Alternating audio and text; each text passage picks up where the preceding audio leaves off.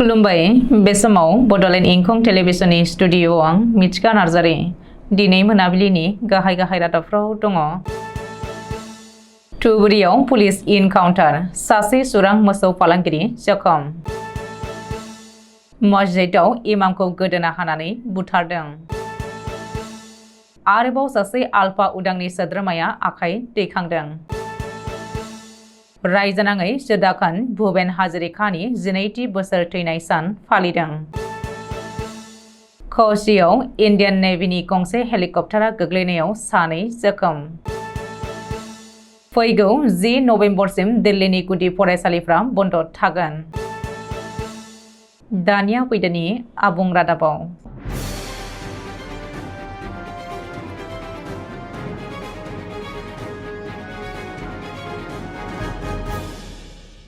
धुबुरीयाव फिन police encounter. बे खेबनि पुलिस इनकाउन्टाराव सासे सुरां मोसौ फालांगिरिया जखम जादों। मिथिनो हानाय बायदिब्ला धुबुरी जिल्लानि तामारहाटआव पुलिसा थांनाय हराव सुरां मोसौ फालांगिरिखौ थांखिनानै गुलि गावदों। बे इनकाउन्टाराव सासे सुरां फालांगिरिया गुलि नांजानानै जखम जायो आरो उननि समाव बिखौ देहा फाहामसालियाव थिसननाय जायो। रिपर्ट बायदिब्ला सुरां मोसौ फालांगिरिफोरनि हानजाया गंसे बोलेर' पिकआप आरो गंसे वेगनार गारिजों मोसौ स्मागलिं खालामनो नाजादोंमोन। मोसौफोरखौ खुगा खाथेनानै आरो तिलपारजों खोबथेनानै लाबोदोंमोन। नाथाय बेनि बागै खौरां मोननानै पुलिसा लामा बेंथेनानै सिग्रोमो आरो 3 सुरां मोसौ फालांगिरिखौ हमनो हायो। बेजों लोगोसे मा-9 सुरां मोसौ आरो AS16K6727 नम्बरनि वेगनार आरो AS17C2518 नम्बरनि बोलेर' पिकआप गारिखौ जब्द खालामो। बे समावनो सासे सुरां फालांगिरिया पुलिसनि बिथोनखौ नेवसिनानै खारखोमा लांनो नाजादोंमोन। जाउनाव बै सुरां फालांगिरिखौ हमनो थाखाय पुलिसा गुलि गावनो गोनां जायो। बबेखानि हमजानाय सुरां मोसौ फालांगिरिखौ फारियै मिजानुर रहमान मिया साहाबर प्रामाणिक होननानै सिनायथिनो हानाय जादों। तिनसुकिया जिल्लानि माकुम खालाबारियाव थानाय मस्जिदाव गिख्रंथाव बुथारनाय जाथाय। मस्जिद सिङावनो इमामखौ खास्रि बिस्रि बुथारलांदों सिनायमोनि दुथांफोरा। माकुम खलाबारिनि मस्जिद सिङाव दिनै तेजिबुर रहमान मुंनि 55 बोसोर बैसोनि इमामखौ सिनायमोनि दुथांफोरा गोदोना हानानै बुथारलांदों। मिथिनो हानाय बायदिब्ला इमामा दिनै फुंनि 4 रिंगायाव आजान होनो मस्जिदाव थांदोंमोन।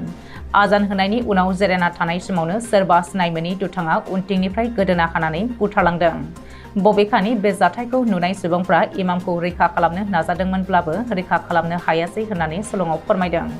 बे जाथायनि बागै पुलिसनो खौरां हरनायाव पुलिसा जाथायसालियाव थांनानै इमामनि गोथै सह'खौ बोखांनानै पस्ट मर्टेम आनजाद नायनो दैथायहरो आरो बे जाथायनि बागै नायबिजिरनो जागायो। नाथाय बे खौरांखौ सुजुनाय समहालागै मा जाहोननि थाखाय मस्जिदनि इमामखौ बुथारखो बेनि बागै जेबो गुमुर मोनाखै। बबेखानि जायगानि सुबुंफ्रा फोरमायथिनाय बायदिब्ला इमाम तेजिबुरनि न'आ बिहाराव। ओरैहाय दिनै फुङावनो जानाय बे बुथारनाय जाथाया माकुम ओनसोलखौ समगिखांहोदों। आल्फा उदांनि आरोबाव गुबुन सासे सोद्रोमाया आखाइ दैखांदों। नाहरकटियानि जयपुराव थानाय इन्डियान आर्मिनि केम्पआव फैनानै गावखौनो गथायफैदों आल्फा उदांनि सोद्रोमाया। बबेखानि रैखाथि बिफाननि सिगाङाव गावखौनो गथायफैनाय आल्फा उदांनि सोद्रोमाखौ माधव सेठिया एबा सुरज असम होननानै सिनायथिनो हादों।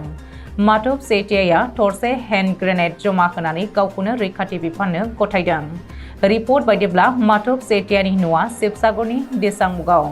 2021 मायथाइयाव उदखारि आफाद आल्फा उदांआव हाबफैदोंमोन माधव सेठियाया।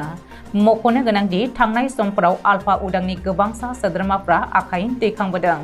साननैसो सिगाङाव आल्फा उदांनि केम्पनिफ्राय खारखोमानो नाजानायाव हमजानानै आफादनि 2 सोद्रोमाखौ जिउनि साजा होनाय खौरां मोननाय समावनो सासेनि उनाव सासे सोद्रोमाफ्रा आखाइ दैखांदों।